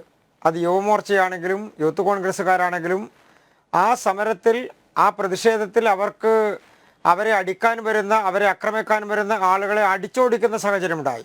അത് ഇന്നലെ കൊല്ലത്തും തിരുവനന്തപുരത്തുമൊക്കെ ഇന്നലെയും 2 ദിവസമായിട്ട് നടന്നുകൊണ്ടിരിക്കുന്നത് അതിൻ്റെ ഭാഗമായിട്ടാണ്. ഏതാണ്ട് പശ്ചിമ ബംഗാളിലും ത്രിപുരയിലും ശ്രീ അനിൽ നമ്പ്യാർ നമ്മുടെ ഒരു ചരിത്രം നോക്കിക്കഴിഞ്ഞാൽ, ഇടതുപക്ഷ ഭരണത്തിൻ്റെ ഒരു ചരിത്രം നോക്കിക്കഴിഞ്ഞാൽ ഇതിന് സമാനമായിട്ടുള്ളൊരു കാലഘട്ടത്തിലൂടെയാണ് അവർ ആ സംസ്ഥാനങ്ങളിൽ നിന്ന് നാമാവശേഷമാകുന്ന, രാഷ്ട്രീയപരമായി ഇല്ലാതെയാകുന്ന ഒരു കാലഘട്ടത്തിൽ ഉണ്ടായത്. ബംഗാളിലും ത്രിപുരയിലുമെല്ലാം ഭരണം കൈയാളിയിരുന്ന കാലഘട്ടത്തിൽ രണ്ടാമതും മൂന്നാമതുമെല്ലാം ഭരണം കിട്ടുന്ന ഒരു സാഹചര്യമായപ്പോഴത്തേക്കും അവിടുത്തെ CPM-ൻ്റെ നേതാക്കന്മാർ, ഇടതുപക്ഷ നേതാക്കന്മാർ അവരെല്ലാം ധാർഷ്ട്യത്തോടു കൂടി ആളുകളെ നേരിട്ട് കൈകാര്യം ചെയ്യുന്ന, പാർട്ടി ഭരിക്കുന്ന, സർക്കാരിന് റോളില്ലാത്ത ഒരു സ്ഥിതിയിലേക്ക് മാറിയിരിക്കുന്നു. എല്ലാ ദിവസവും കേരളത്തിൽ ഈ നവകേരള യാത്രയുടെ കൂടെ യാത്ര ചെയ്യുന്ന മന്ത്രിമാർ, പ്രത്യേകിച്ച് ശ്രീ മുഹമ്മദ് റിയാസ്, P. രാജീവ്, ശ്രീ KN ബാലഗോപാൽ, ശ്രീമതി ബിന്ദു അടക്കമുള്ള ഒരു കൂട്ടം മന്ത്രിമാർ, അവർ എല്ലാ ദിവസവും നടത്തത്തിനിറങ്ങിക്കൊണ്ട് മാധ്യമങ്ങൾക്ക് ഇൻ്റർവ്യൂ കൊടുത്തുകൊണ്ട് എന്താ പറഞ്ഞുകൊണ്ടിരിക്കുന്നത്? ഒരു കൂട്ടം ക്രിമിനലുകളായിട്ടുള്ള ആളുകൾ, അക്രമ സ്വഭാവമുള്ള ആളുകൾ, അവർ ഈ ആളുകളെല്ലാം അടിച്ചമർത്തുന്നത് അത് ശരിയാണ്, അവരെ പ്രോത്സാഹിപ്പിക്കണം, അവർ ജീവൻ രക്ഷാ പ്രവർത്തനമാണ് നടത്തുന്നത് മുഖ്യമന്ത്രി പറഞ്ഞതിനെ തുടർന്ന് അവർക്കെല്ലാം ശക്തി പകരുന്ന ഒരു പിന്തുണയാണ് ആ ആളുകൾ കൊടുത്തുകൊണ്ടിരിക്കുന്നത്, മന്ത്രിമാരായി ഇരുന്നു കൊണ്ട് കൊടുത്തുകൊണ്ടിരിക്കുന്നത്. ബഹുമാനപ്പെട്ട ഗവർണർക്ക് നേരെ ശക്തമായിട്ടുള്ള പ്രതിഷേധവും പ്രക്ഷോഭവുമായി രംഗത്ത് വന്നു. എന്തിൻ്റെ അടിസ്ഥാനത്തിലാണ്? സുപ്രീം കോടതി കണ്ണൂർ സർവകലാശാല വൈസ് ചാൻസലറെ മാറ്റിക്കൊണ്ട് ഈ കേരളത്തിൽ സർവകലാശാലകളുടെ ഭരണത്തിൽ ഇടപെടാൻ UGC മാനദണ്ഡങ്ങൾ അനുസരിച്ച് ചാൻസലർ എന്നുള്ള നിലക്ക്, ഗവർണർ എന്നുള്ള നിലക്ക് ഗവർണർക്ക് മാത്രമേ കഴിയൂ, ചാൻസലർക്ക് മാത്രമേ കഴിയൂ. മറ്റൊരാൾ ഇടപെടുന്നത് അത് വിദ്യാഭ്യാസ മന്ത്രി എന്നുള്ള നിലക്ക് ചാൻസലറുടെ അധികാരത്തിൽ കൈകടത്താൻ പ്രോ ചാൻസലർക്ക് പോലും കഴിയില്ല എന്ന് പറഞ്ഞു വെക്കുന്ന സാഹചര്യമുണ്ടായി. പക്ഷേ സ്വജനപക്ഷപാതം നടത്താൻ കഴിയില്ല, തങ്ങളുടെ ആളുകൾ മാത്രം മതി സർവകലാശാലകൾ ഭരിക്കാൻ, കോളേജുകൾ ഭരിക്കാൻ, സർവകലാശാലകളിൽ മറ്റാരുടെയും ആളുകൾ വേണ്ട എന്ന് പറഞ്ഞുകൊണ്ടാണ് ഈ പ്രക്ഷോഭത്തിന് രംഗത്തേക്ക് വന്നത്. ഇപ്പോൾ നമ്മൾ കണ്ടുകൊണ്ടിരിക്കുന്നത് മറിയക്കുട്ടി ചേട്ടത്തിയും എല്ലാം സമരരംഗത്തേക്കും അവരുടെ ജീവൻ പോരാട്ടത്തിനുമായി അവർ രംഗത്തേക്ക് വരുമ്പോൾ നമ്മൾ കാണുന്നത് എന്താണ്? ഒരു കാലഘട്ടത്തിൽ ക്ഷുഭിത യൗവനം എന്ന് പറഞ്ഞ് പ്രക്ഷോഭ രംഗത്തേക്ക് കടന്നു വരുന്ന യുവാക്കളും വിദ്യാർത്ഥികളുമാണ് ഉണ്ടായിരുന്നത്. അത് ആ കാലഘട്ടത്തിൻ്റെ ആവശ്യത്തിനനുസരിച്ച്, അവിടുത്തെ ആവശ്യങ്ങൾക്കനുസരിച്ച് വന്നിരുന്ന നേതൃത്വം കൊടുക്കുന്ന സമരങ്ങളായിരുന്നു. ഇന്ന് ഈ ഇടതുപക്ഷ സർക്കാരിൻ്റെ അവസാന കാലഘട്ടത്തിലേക്ക് വരുമ്പോൾ, അല്ലെങ്കിൽ രണ്ടാം പിണറായി സർക്കാരിലേക്ക് വരുമ്പോൾ, LDF സർക്കാരിലേക്ക് വരുമ്പോൾ നമ്മൾ കാണുന്നത് ക്ഷുഭിത യൗവനത്തോടൊപ്പം തന്നെ ക്ഷുഭിത വാർദ്ധക്യവും വന്നിരിക്കുന്നു എന്നുള്ളതാണ്. വളരെ കൃത്യമായി തങ്ങളുടെ അവകാശങ്ങൾ നേടിയെടുക്കാൻ വേണ്ടി സമരരംഗത്തേക്കും, നേരത്തെ പ്രൊഫസർ ജോർജ് സൂചിപ്പിച്ചതുപോലെ അവരുടെ അവകാശങ്ങൾ പറയുന്ന സമയത്ത് അവരുടെ വിദ്യാഭ്യാസമോ അവർ വളർന്നു വന്ന സാഹചര്യമോ എല്ലാം മാറ്റിവെച്ചുകൊണ്ട് നോക്കിക്കഴിഞ്ഞാൽ അവരുടെ അവകാശങ്ങൾ നേടിയെടുക്കുന്നതിന് വേണ്ടി, അവർക്ക് നിഷേധിക്കപ്പെട്ടിട്ടുള്ള കാര്യങ്ങൾ നേടിയെടുക്കുന്നതിന് വേണ്ടി കൃത്യമായി അവരുടെ വാക്കുകൾ അത് സൂചിപ്പിക്കുകയും അത് സർക്കാരിൽ നിന്ന് ഞങ്ങൾക്ക് കിട്ടേണ്ടതാണ് എന്നുള്ള അവകാശബോധത്തോടു കൂടി ഈ സർക്കാരിനെ ചോദ്യം ചെയ്യാനും ഈ സർക്കാരിനെ മുൾമുനയിൽ നിർത്താനും കഴിയുന്ന തരത്തിലേക്ക് വാർദ്ധക്യം മാറിയിരിക്കുന്നു എന്നുള്ളതാണ്. ഒരു കാലഘട്ടത്തിൽ നാം കണ്ടിട്ടുള്ളത് യുവാക്കൾ പ്രക്ഷോഭങ്ങൾ സംഘടിപ്പിക്കുമ്പോൾ ആ പ്രക്ഷോഭത്തിന് പോകേണ്ടതില്ല എന്ന് ഉപദേശിക്കുന്ന മാതാപിതാക്കളെയും വാർദ്ധക്യത്തിലേക്ക് എത്തിയിട്ടുള്ള ആളുകളെയുമാണ്. പക്ഷേ ഇന്ന് നാം കാണുന്നത് ഗതികെട്ടിട്ടുള്ള ആളുകൾ കേരളത്തിൽ കൃത്യമായി സമരരംഗത്തേക്ക്, വാർദ്ധക്യ സഹജമായിട്ടുള്ള പ്രശ്നങ്ങൾ നേരിടുന്ന ആളുകൾ ഉൾപ്പെടെ സമരരംഗത്തേക്ക് കടന്നു വരേണ്ട സാഹചര്യം ഉണ്ടായിരിക്കുന്നു. തെറ്റിദ്ധാരണാജനകമായിട്ടുള്ള റിപ്പോർട്ടുകൾ, കണക്കുകൾ ജനങ്ങളോട് പറഞ്ഞുകൊണ്ട്, കേന്ദ്ര സർക്കാരിനെ പഴിചാരിക്കൊണ്ട് ഈ സംസ്ഥാന സർക്കാരിന് എത്ര കാലം മുന്നോട്ട് പോകാൻ വേണ്ടി കഴിയും? കള്ളക്കണക്കുകൾ ജനങ്ങളോട് പറഞ്ഞുകൊണ്ട് എത്ര കാലം ഒരു സർക്കാരിന് മുന്നോട്ട് പോകാൻ വേണ്ടി കഴിയും? കൃത്യമായി സർക്കാരിന് ജനങ്ങൾക്ക് കൊടുക്കേണ്ട, അത് പെൻഷൻ്റെ കാര്യത്തിലാണെങ്കിലും ശമ്പളത്തിൻ്റെ കാര്യത്തിലാണെങ്കിലും അത് ഏത് വകുപ്പിൻ്റെ കാര്യത്തിലാണെങ്കിലും അത് കൊടുക്കാൻ കഴിയുന്നില്ല എന്നുള്ള യാഥാർത്ഥ്യം, ഞങ്ങൾ പട്ടിണിയിലാണ്, ഈ സർക്കാർ പിച്ചച്ചട്ടി എടുക്കുന്ന സാഹചര്യത്തിലേക്ക് മാറുകയാണ്, ഈ സർക്കാരിന് മുന്നോട്ട് പോകാൻ കഴിയില്ല എന്ന് പറയാൻ എന്താണ് മടിയുള്ളത്? അതിന് പറയാൻ വേണ്ടി ആഗ്രഹിക്കുന്നത് കേന്ദ്ര ഗവൺമെൻറ്റിൽ നിന്ന് പണം കിട്ടാനുണ്ട്, അതിന് ഞങ്ങൾ ശ്രമിക്കുകയാണ് എന്നുള്ളതാണ്. ഈ സർക്കാർ കടമെടുത്ത് മുടിഞ്ഞിരിക്കുന്നു. ഈ സർക്കാരിന് ഇനി ഒരു നിമിഷം പോലും ട്രഷറി പൂട്ടാതെ മുന്നോട്ട് പോകാൻ കഴിയില്ല എന്നുള്ള സാമ്പത്തിക സ്ഥിതിയിലേക്കാണ് കേരളം പോയിക്കൊണ്ടിരിക്കുന്നത്. അത് തുറന്നു പറയാൻ മന്ത്രിമാർ മടിക്കുന്നു. അതിന് പകരം അപഹാസ്യമായിട്ടുള്ള, അനുചിതമായിട്ടുള്ള, ഒരിക്കലും ഒരു ജനാധിപത്യ സമൂഹത്തിന് യോജിക്കാൻ കഴിയാത്ത പ്രസ്താവനകൾ നടത്തി ഗവർണർക്കെതിരെ പ്രക്ഷോഭം നയിച്ച്, സർവകലാശാലകളിൽ നേരത്തെ നടത്തിയിരുന്ന പ്രക്ഷോഭങ്ങൾ അത് വിദ്യാർത്ഥി സംഘടനകൾ ഉപയോഗിച്ചുകൊണ്ട് സർവകലാശാലകളെ തറക്കാൻ നേരത്തെ ശ്രമങ്ങൾ നടത്തിയിട്ടുണ്ട്, സ്വന്തക്കാരെ തിരികെ കയറ്റിക്കൊണ്ട് തങ്ങളുടേതായിട്ടുള്ള ആളുകളെ ഉപയോഗിച്ചുകൊണ്ട്. പക്ഷേ ഇന്ന് ഗവർണർ അതിന് തടയിടുന്നു, ചാൻസലർ അതിന് തടയിടുന്നു. അപ്പോൾ ചാൻസലറെ തകർക്കണം, ചാൻസലർക്കെതിരെ പ്രക്ഷോഭമായി രംഗത്ത് വരണം, ചാൻസലറെ ഉപയോഗിച്ചുകൊണ്ട് കേരളത്തിൽ ഒരു പ്രതിഷേധവും പ്രക്ഷോഭവും ഉയർത്തിക്കൊണ്ടുവരണം, കേന്ദ്രവിരുദ്ധ പ്രക്ഷോഭം ഉയർത്തിക്കൊണ്ടുവരണം. പക്ഷേ നിർഭാഗ്യവശാൽ അതൊന്നും വിജയിക്കുന്നില്ല. അതെല്ലാം ജനങ്ങൾ തിരിച്ചറിയുന്നു. മറിയക്കുട്ടി ചേട്ടത്തിമാരുടെ പ്രതിഷേധത്തിന് മുൻപിൽ ആ സമരങ്ങൾക്കൊന്നും യാതൊരു പ്രസക്തിയും കിട്ടുന്നില്ല എന്നുള്ള നിലയിലേക്ക് കേരളം മാറിയിരിക്കുകയാണ്. യെസ്, പ്രൊഫസർ AG ജോർജ്, ഈ നയാ പൈസയില്ല എന്ന പരിദേവനം അത് എത്ര കാലം മുന്നോട്ട് കൊണ്ടുപോകാൻ സാധിക്കും? ഇപ്പോൾ യാഥാർത്ഥ്യങ്ങൾ, കേരളത്തിലെ മലയാളികൾ അവർക്ക് ബോധവും ബോധ്യവും ഒക്കെയുള്ളവരാണ്. അവർ ഈ സാമൂഹ്യ മാധ്യമങ്ങളിലൂടെയും ദൃശ്യമാധ്യമങ്ങളിലൂടെയും പത്രമാധ്യമങ്ങളിലൂടെയും ഒക്കെ യാഥാർത്ഥ്യം തിരിച്ചറിയുന്നുണ്ട്. ഇങ്ങനെ എത്ര കാലം ഇവരെ കബളിപ്പിക്കാനാവും?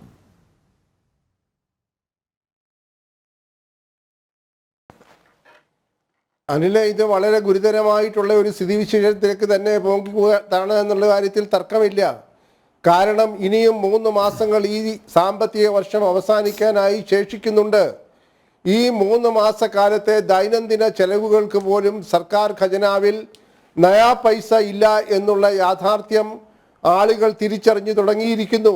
ഇപ്പോൾ തന്നെ അർഹമായിട്ടുള്ള, ലഭിക്കേണ്ടിയിരുന്നതായിട്ടുള്ള പല കൊടുക്കലുകളും ഇതിനോടകം തന്നെ കൊടുക്കാൻ കഴിയാത്ത വിധം ട്രഷറികളെല്ലാം തന്നെ പൂട്ടുന്ന സാഹചര്യത്തിലേക്ക് പോയിക്കൊണ്ടിരിക്കുകയാണ്. അതുകൊണ്ട് ഇത് എക്കാലവും ഈ ഒരു അവസ്ഥ തുടരും എന്ന് കരുതുക വളരെ പ്രയാസമാണ്. എനിക്ക് ബഹുമാന്യായ അനിൽ നമ്പ്യാർ ഉൾപ്പെടെയുള്ള മാധ്യമ ലോകത്തോട് പറയാനുള്ളത്, കഴിഞ്ഞ 35 വർഷമായി സെക്രട്ടേറിയറ്റിൽ നിന്ന് പടിയിറങ്ങിയ ഈ മുഖ്യമന്ത്രിയും മുഖ്യമന്ത്രിയുടെ പക്കമേളക്കാരും 37 ദിവസം കഴിഞ്ഞ് തിങ്കളാഴ്ച അവർ സെക്രട്ടേറിയറ്റ് ഓഫീസിലേക്ക് എത്തുമ്പോൾ അവർ നാളിതുവരെ ഈ നടത്തിയ മാമാങ്കത്തിന് ഈ പറയുന്ന നികുതിദായകന്റെ എത്ര പണം ചിലവഴിച്ചു എന്നതിനെ സംബന്ധിച്ച് കണക്ക് വെളിപ്പെടുത്താനുള്ള ആർജവം കാണിക്കുമോ എന്നുള്ളത് അന്വേഷിക്കേണ്ടതായിട്ടിരിക്കുന്നു. ഇവർ ഇതുവരെ പറഞ്ഞുകൊണ്ടിരിക്കുന്നത് ഇത് മുഴുവൻ സ്പോൺസർമാരാണ് ഞങ്ങൾക്ക് പഞ്ചനക്ഷത്ര ശൈലിയിലുള്ള പ്രഭാത ഭക്ഷണവും ഉച്ചഭക്ഷണവും ഒക്കെ തരുന്നത് എന്നാണല്ലോ പറയുന്നത്. അങ്ങനെയാണെങ്കിൽ എത്ര കോടി രൂപ ഇതിനോടകം തന്നെ സ്പോൺസർമാരിൽ നിന്ന് ലഭിച്ചിട്ടുണ്ട്? ആരെല്ലാമാണ്, ഏതെല്ലാം ബാർ മുതലാളിമാരാണ്, ഏതെല്ലാം സ്വർണ്ണക്കടക്കാരാണ്, ഏതെല്ലാം ക്വാറി മുതലാളിമാരാണ് ഈ കഴിഞ്ഞ 37 വർഷമായി നടത്തിയ മാമാങ്കത്തിന്റെ പിന്നിൽ സ്പോൺസർമാരായി പ്രവർത്തിച്ചത് എന്നതിനെ സംബന്ധിച്ചുള്ള കണക്ക് വെളിപ്പെടുത്താൻ തയ്യാറുണ്ടോ എന്ന് പൊതുസമൂഹവും മാധ്യമങ്ങളും ചോദിച്ചുകൊണ്ട് മുന്നോട്ട് വരേണ്ട സമയമായിരിക്കുന്നു. ഇതിന്റെ ബാക്കി പത്രം അവർ വെളിപ്പെടുത്തിയെങ്കിൽ മാത്രമേ ഇവർക്കൊരു ദിവസം മുന്നോട്ട് പോകാൻ ധാർമ്മികമായും രാഷ്ട്രീയമായും അവകാശമുള്ളൂ എന്ന് പറയേണ്ട ഒരു സാഹചര്യത്തിൽ നമ്മൾ എത്തി നിൽക്കുകയാണ്. ഒരു കാര്യം അനിൽ നമ്പ്യാർ നാം കാണാതെ പോകരുത്. കഴിഞ്ഞ 37 ദിവസങ്ങളായി അടച്ചിട്ടിരിക്കുന്ന സെക്രട്ടേറിയറ്റിന്റെ മന്ത്രിമാരുടെ ഓഫീസുകളിൽ ആയിരക്കണക്കിന് കത്തുകൾ കേന്ദ്ര ഗവൺമെന്റിൽ നിന്ന് പല കാര്യങ്ങൾ അന്വേഷിച്ചു കൊണ്ടുവന്നിട്ടുണ്ട്. നിങ്ങൾ ചെലവഴിച്ച പണത്തിന്റെ കണക്കെവിടെ? നിങ്ങൾക്കിനി ഏതെല്ലാം മേഖലയിലാണ് പണം ലഭിക്കേണ്ടതായിട്ടുള്ളത്? നിങ്ങളുടെ തീരുമാനങ്ങൾ എന്തൊക്കെയാണ്? കേന്ദ്ര ഗവൺമെന്റിന് നിങ്ങൾ പഴി പറയുന്നുണ്ടല്ലോ, എന്ത് പഴിയാണ് ഇനി ഞങ്ങൾ കേൾക്കേണ്ടത് എന്നതിനെ സംബന്ധിച്ച് നിരന്തരമായ കത്തിടപാടുകൾ നടന്നിട്ട് 38 ദിവസമായി ഒരൊറ്റ കത്തിന് പോലും മറുപടി കൊടുക്കാൻ കഴിയാതെ IAS ഉദ്യോഗസ്ഥന്മാർ ഇതിന്റെ മുകളിൽ അടയിരിക്കുന്ന ഭരണസ്തംഭനം ഈ സംസ്ഥാനത്തിന്റെ ചരിത്രത്തിൽ ആദ്യമായിട്ടുണ്ട് എന്ന് നാം കാണാതെ പോകരുത്. ഇത് മറച്ചു പിടിച്ചുകൊണ്ടാണ് കേന്ദ്രത്തിൽ നിന്ന് ഇനിയും കോടിക്കണക്കിന് രൂപ ലഭിക്കാനുണ്ട് എന്ന കള്ള പ്രചരണവുമായി കള്ള വായ്ത്താരികളുമായി പക്കമേളക്കാരെ വിട്ടുകൊടുത്ത് ഇതുപോലെയുള്ള പ്രസ്താവനകൾ നടത്തിക്കൊണ്ടിരിക്കുന്നത്. ഒരു ചെറിയ ഉദാഹരണം തന്നെ ഞാൻ പറഞ്ഞ് ഈ ഭാഗം അവസാനിപ്പിക്കാം.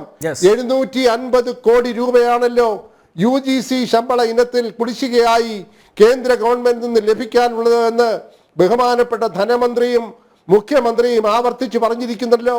ബഹുമാനിയായ നിർമ്മല സീതാരാമൻ ഒരാഴ്ച മുമ്പ് കേരളം സന്ദർശിച്ചപ്പോൾ അവർ പരസ്യമായി പൊതുസമൂഹത്തോടും മാധ്യമങ്ങളോടും പറഞ്ഞു, 2022 മാർച്ച് 31 മുൻപ് നിങ്ങൾ ഇതുവരെ ചെലവഴിച്ചതായിട്ടുള്ള പണത്തിന്റെ യഥാർത്ഥമായ കണക്കും ഓഡിറ്റ് ചെയ്ത റിപ്പോർട്ടും നിങ്ങൾക്കിനിയും എത്ര പണം ലഭിക്കാനുണ്ട് എന്നുള്ളതിനെ സംബന്ധിച്ച് കൃത്യമായി വിവരങ്ങൾ നൽകണമെന്ന് പറഞ്ഞിട്ട് ലാസ്റ്റ് ഡേറ്റ് ആയ മാർച്ച് 31 തീയതി 2022 ഇതിന്റെ കണക്ക് കൊടുക്കാൻ കഴിയാത്തതിന്റെ പേരിലാണ് ആ 750 കോടി രൂപ ഇന്നും സർക്കാരിന് നഷ്ടമായിരിക്കുന്നത് എന്ന കാര്യം നാം കാണാതെ പോകരുത്.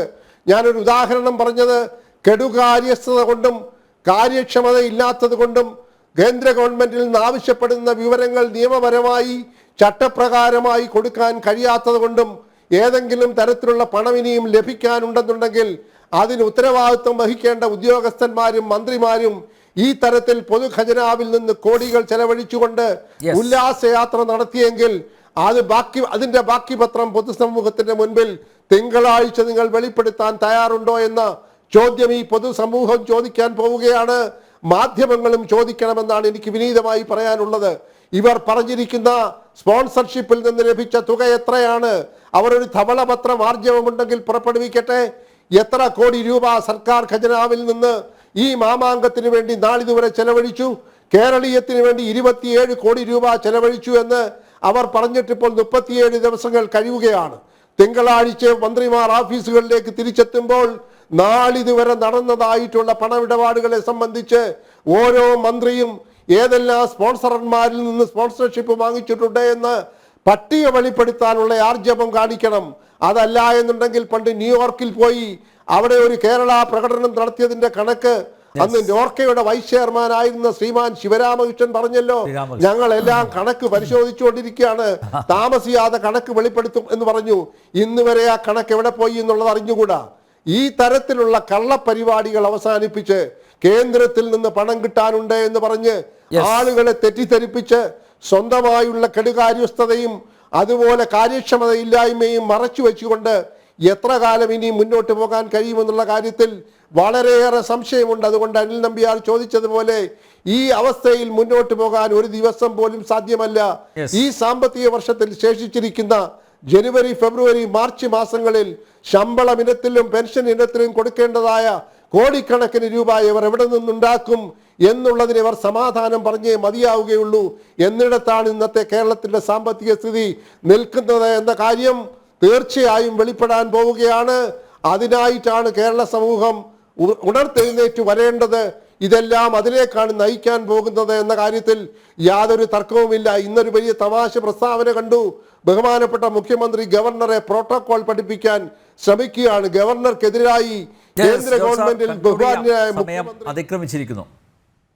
ഈ പെൻഷൻ എന്ന് പറയുന്നത് മറിയക്കുട്ടി ചേടത്തിയെ പോലുള്ളവരുടെ അവകാശമാണ്, അത് ഔദാര്യമല്ല. അതുകൊണ്ടാണ് അവർ ഇന്നും ഈ വേദിയിലിരുന്ന് അവർ പറഞ്ഞത് പിണറായി വിജയൻ്റെ തറവാട്ടിൽ നിന്ന് എടുത്തു കൊടുക്കേണ്ടതല്ല, ഞങ്ങൾക്ക് അവകാശപ്പെട്ടതാണ് എന്ന്. ഈ ഒറ്റയാൾ പോരാട്ടത്തെയാണ് ഹൈക്കോടതി ഇന്ന് സല്യൂട്ട് ചെയ്തിരിക്കുന്നത്.